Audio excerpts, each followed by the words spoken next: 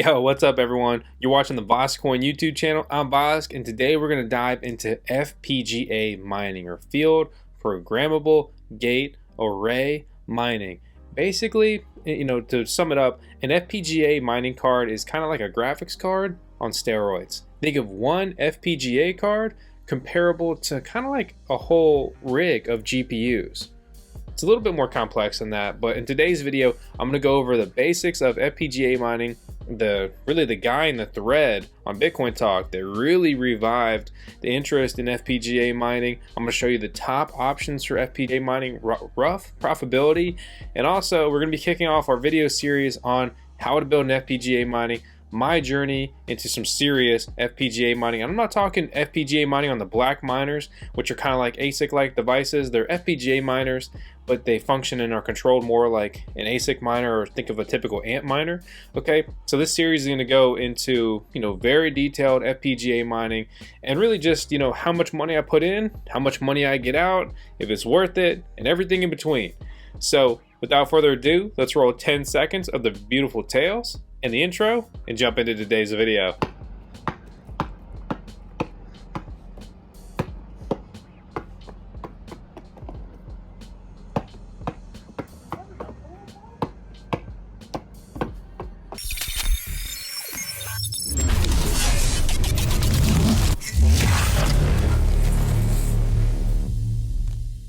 You ever seen a picture of this FPGA mining rig?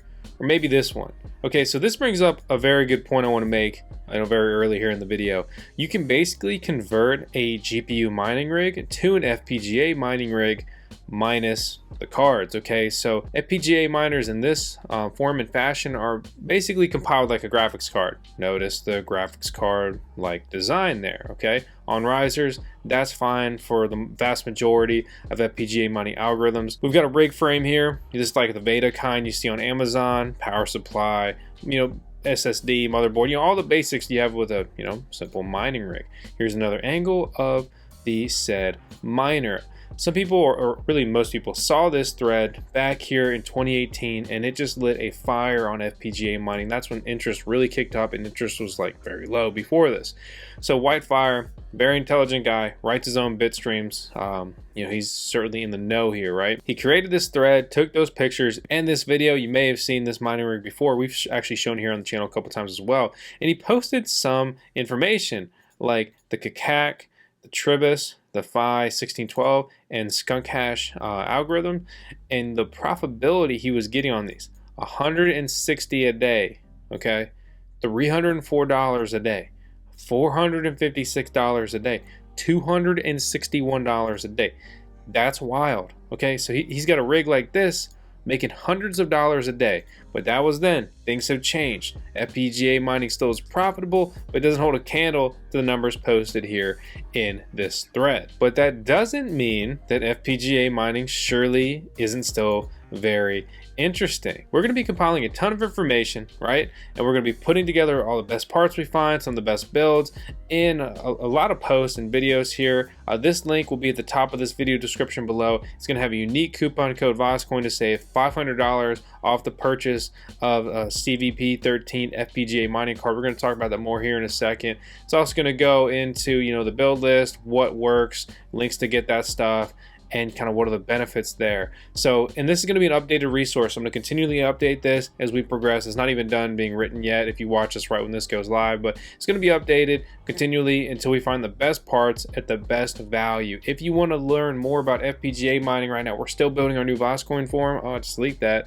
right? But we also have an awesome Discord server. I really invite you to jump in. I've got an invite link right here in the video description below. We're talking about all kinds of stuff, prices, profitability. If you have questions, you can come here and troubleshoot them. So let's go ahead and jump into what cards are the best for FPGA mining here in 2020, relative profitability, what we're using, why, and everything else in between. But before we dive into the exact specifics of that, I do want to talk about today's video sponsor, Crypto Mining Tools, a Bitcoin mining profit calculator. Very nice, very useful, all thanks to Scott Alford. Scott Alford is a good guy. He's a bulk reseller of ASIC miners and other devices, and he makes his own PDUs. And basically, you know, without guys like him keeping the VoskCoin channel afloat, I wouldn't be able to do this all day, every day. So, you know, I'm thankful to be able to recommend a good guy with a good service here and a good calculator. You know, for this thing, for example, we can put in any miner you want to, but I can click this calculator or maybe do a little refresh, and from here we'll be able to select anything. So you have an Antminer S9, you can go ahead and select that, apply that filter, and from there you'll get a breakdown of the difficulty, the profitability. So check it out in the link below. When it comes to FPGA mining, the CVP-13 and the BCU-1525, also known as the VU9P, are the most really profitable and popular FPGA mining cards. And there's really not many, or there's only one CVP-13 for sale right now that's used. And there's a really cool function in eBay where if you go down here to show only, you can look at sold items, completed items, and from here you'll get, you know, an idea of what is sold and at what prices. When it sells with best offer, you're not going to get the most precise details, but it'll still give you a relative idea. Okay, they had it listed for $3,500, $3,000, and they took a best offer under that. And for the BCU 1525s, you can see listings here for $1,500, $1,300, and so forth. And by the way, if you haven't noticed, FPGA mining cards are very expensive. And again, keep in mind, if you have a VU9P, make sure, or you're looking for a VU9P or BCU 1525, to search VU9P to expand your search results there. You know, there are some differences in the card designs we'll go into in a later video. For example, the Squirrel Edition versus like the original Xilinx one. But yeah, if we look at the sold version or the sold listing here on eBay, we can see some of these sold very cheap recently. $700 with shipping, $800 with shipping. And then we have, you know, offers here, best offers accepted under $1,100, $1,000. This one sold for $1,500 in January 2020, just to give you guys some idea. There's also the Blackminer FPGAs, which we have talked about, right? So we've talked about them a lot, so I'm not going to talk about them too much in this video, but here's an example of, you know, a couple of the used ones that are here up for sale on eBay. I like to show you guys eBay and go into details about that because it gives you a very quick look at the current pricing of FPGA miner cards that are used secondhand. Sometimes they're new or new other listings there, but anyway, it's a very good way to get a quick look into the pricing there. It's not always accurate. Sometimes it's priced way higher, but sometimes it is, especially when you look at sold items. That's what people are realistically buying these things for right now. We're working with Bittware to bring you a video series on building FPGA miners, and thanks to them and their CV13, we're going to be able to do that. The CVP-13 is a very cool FPGA miner because it, well, makes money easy, right? With a single board, it's a powerhouse, right? Then that was the whole design around it. It was meant to be a very dense FPGA mining card. You know, this is a basically subdivision of Molex, specifically focused on making cryptocurrency, blockchain, FPGA mining cards. I'm not saying this is better than other cards, but it is, you know, it was a very anticipated release, and they have a liquid cooled as well as air cooled version. There are a lot of bit streams out for this card already. This is also an FPGA card that's always going to be getting updated bit streams. If we look at the top recent bit streams here on shop.fpga.guide, you can see VU9P, aka BCU 1525s and so forth. And then we also have CVP-13. So we have VU9Ps and CVP-13s. Basically, you know, these are the top go-to cards right now. There's some other FPGA cards coming out very soon, like the Forest Kitten by Squirrel, but we'll cover those once they actually come out. We see some real performance and some real numbers. To quickly cover some of the top mineable FPGA coins and coins that also see the CVP-13 mines, but basically most FPGA cards will be mining the same coins because they're, you know, relatively the same, right? So Digibyte, CKB, Nervos, Aeon is actually a pretty popular FPGA mined coin. And then also to reference the recent top bit streams is Kadena which is a very anticipated coin release as far as new FPGA mineable coins go. If you're familiar with the Blackminers and the coins that they mine, those are again FPGA mined coins. Any coin you see here and say this profitability list will oftentimes or almost always be mineable by the CVP-13 as well as the VU9Ps.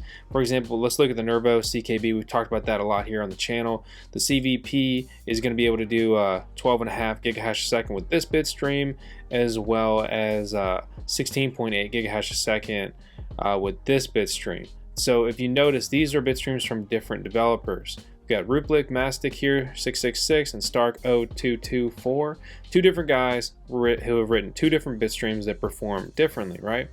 So this one is getting higher performance, but it has a dev fee built in where this one does not. Also notice that you do have to buy bit streams, and a bit stream is per card. So if you want to mine this with an FPGA card, that's going to be $60 plus the dev fee if there is one. Let's take this 12.5 gigahash a second bit stream with a 0% dev fee. That'll be easier to calculate. 12.5 is a little bit less than half of 22 gigahash a second on the F1 Plus, and you can see that this would have a daily revenue before we take into electric cost, right, of $7, and this would mine, a little bit more than half of that, so 12.5, 22 gigahash a second. So you could be looking at a revenue of about $350 after you take out the electric factor, more like $250 I would estimate, conservatively here for say like the CVP-13 mining Nervo CKB. And I understand that this is a more expensive unit than say the Blackminers normally. However, with cards like the CVP-13 and the BCU-1525, you get a lot more versatility. It's that graphics card style. You can deploy it on hardware you have. And normally you see a lot more bit streams sooner, and oftentimes better and higher performing bit streams for these cards. There's more developers. To put it simply, right here in the beginning of 2020, per FPGA card, depending on which one and what coin you're mining, you're going to see profitability probably somewhere between $2, $4, or $5, depending on the day, the coin you're mining, your electric cost, the bit stream you're using, and everything in between, right? And then the same goes, or similar goes for like say the Blackminers. You got the biggest and baddest one, you're going to see maybe $5 per day profitability, or oftentimes much less. And I'm not here to tell you that FPGA mining is super crazy profitable, but it's certainly super crazy interesting. Was that a little cheesy? Probably. But the fact of the matter here is that this is a very interesting side of mining that we have never covered in a big scope. So we're going to go into this. We're going to build a couple FPGA miners, compare their performance. We're going to do a liquid cooled build. Eventually we're going to do an air cooled build, and just kind of go over, for example, like the air cooled is a worse form of cooling. So air-cooled FPGA miners will not be able to perform as well as liquid-cooled FPGA miners. But obviously, air-cooled is easier to deploy than dealing with liquid cooling, the lines, and everything that goes into that. So we're going to go into this. It's going to be a very detailed series. We're going to try to find out some top-secret FPGA mining info, because if you've been following FPGA mining for a while, it's been a very closed off side of mining, especially compared to the others. So we're going to hopefully get in here, get the best information we can, bring it to you guys here. If you want to follow along just by watching, or if you want to follow along by building the same rigs we are, we'll have links in the video description below to watch more of the content, to look at our parts list and decide if it's something you want to do and if the profitability makes sense. And keep in mind, hopefully here, big hopefully, we're kind of closing in on a big bull run, right? That'd be cool. That'd be awesome. And if we do, then all of these numbers will go up for daily profitability. And if you hold any of the coins you're mining, they will retroactively become, well, more and more, or your daily profitability retroactively will go higher and higher. So obviously it's what everybody hopes for, and we're hoping for it too, and we'll see what happens. At the end of the day, this is going to be a 10, 20, 30 grand FPGA mining build. It's going to be kind of crazy, and we're going to learn a lot. We're probably going to get frustrated a lot, and hopefully we're going to make some decent videos. So as always, I hope you guys enjoy the series that's coming up in this video. If you did, please hit the thumbs up on it. Helps with the video and the rankings. Leave a comment below. Let us know what you liked, what you didn't like, what you want to see more of, what questions you want to have, what coins you want to see mined, and if you have any good information or tips for us as we dive deeper into FPGA mining. Subscribe. See you on the next one.